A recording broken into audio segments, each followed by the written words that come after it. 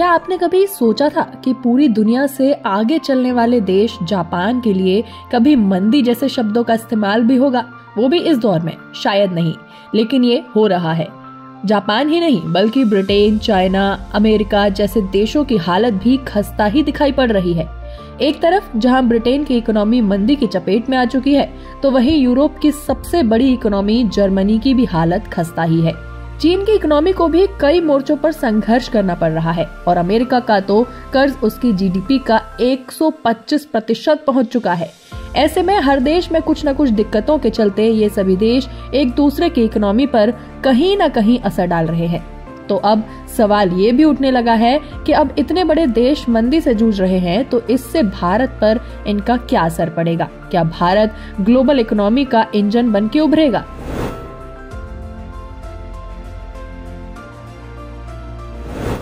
इन सभी सवालों के जवाब जानने के लिए हमें सबसे पहले ये समझना होगा कि आखिर मंदी होती क्या है और इसे कैसे मापा जाता है। तो जब भी किसी देश की अर्थव्यवस्था धीमी या सुस्त पड़ जाती है तो उसे आर्थिक मंदी कहा जाता है। टेक्निकल टर्म्स में बात की जाए तो जब भी किसी देश की अर्थव्यवस्था लगातार 2 तिमाही तक गिरती है तो माना जाता है कि वह देश मंदी के दौर में चला गया है। और यही इस वक्त जापान और ब्रिटेन जैसे बड़े देशों के साथ हो रहा है। अब मंदी की वजह से ही देश में महंगाई तेजी से बढ़ती है और रोजगार घट जाता है। इसके साथ ही शेयर बाजार में भी भारी गिरावट होती है। अगर आपको किसी भी देश की मंदी के बारे में पता करना हो तो आप उस देश की जीडीपी के तिमाही आंकड़ों के बारे में जानकारी लेकर उसकी आर्थिक मंदी के बारे में पता लगा सकते हैं।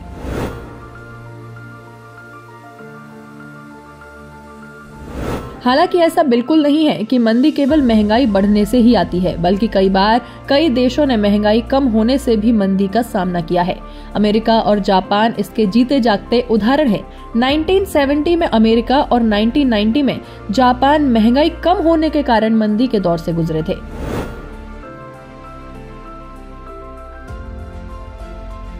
जापान और ब्रिटेन की इकोनॉमी में दिसंबर तिमाही में गिरावट आई, जिससे ये दोनों देश मंदी में फंस गए।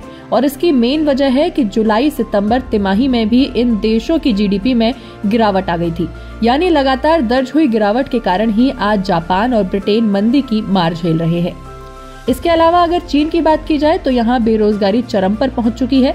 लोग खर्च करने के बजाय बचत करने में लगे हैं। रियल एस्टेट भी संकट में है। यहाँ तक कि विदेशी कंपनियां, इन्वेस्टर भी अपना बोरिया बिस्तर समेट रहे हैं और अमेरिका के साथ तनाव कम होने का नाम नहीं ले रहा। और अगर हालात इसी तरह बने रहे तो चीन की इकोनॉमी में आने वाले सालों में लगातार गिरावट आने की आशंका भी बन रही है। माना जा रहा है कि रियल एस्टेट का संकट चीन की पूरी इकोनॉमी को डुबा सकता है। वहीं अगर अमेरिका की बात करें तो अमेरिका बुरी तरह से कर्ज में फंस चुका है। ये दुनिया की सबसे बड़ी इकोनॉमी वाले देश हैं, लेकिन आज इस देश का कर्ज पिछले 24 साल में 6 गुना बढ़ गया है। साल 2000 में अमेरिका पर $5.7 ट्रिलियन का कर्ज था, जो अब $34.2 ट्रिलियन पहुंच गया है। यूएस कांग्रेस के बजट दस्तावेजों के मुताबिक अगले 10 सालों में अमेरिका का कर्ज करीब $54 ट्रिलियन तक पहुंच सकता है। स्थिति ये हो गई है कि अमेरिका को रोज $1.8 अरब ब्याज के भुगतान में खर्च करने पड़ रहे हैं।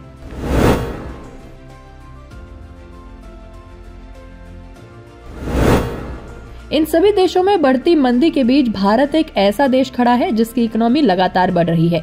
इस पर आईएमएफ का भी कहना है कि 2026 में भारत जापान से आगे निकल जाएगा और फिर 2027 में वह जर्मनी को भी पछाड़कर दुनिया की तीसरी सबसे बड़ी इकोनॉमी बन जाएगा।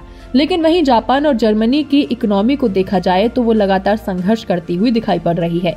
उससे तो यही मालूम होता है कि शायद भारत को टॉप 3 में पहुंचने में ज्यादा लंबा इंतजार नहीं करना पड़ेगा। भारत में युवाओं की एक बड़ी आबादी है और माना जा रहा है कि इसे अगले कई साल तक डेमोग्राफिक डिविडेंड का फायदा मिलता रहेगा। यानी अगला दशक भारत का होने जा रहा है, ऐसा कहना बिल्कुल भी गलत नहीं होगा। Bureau report, Bharat Shri.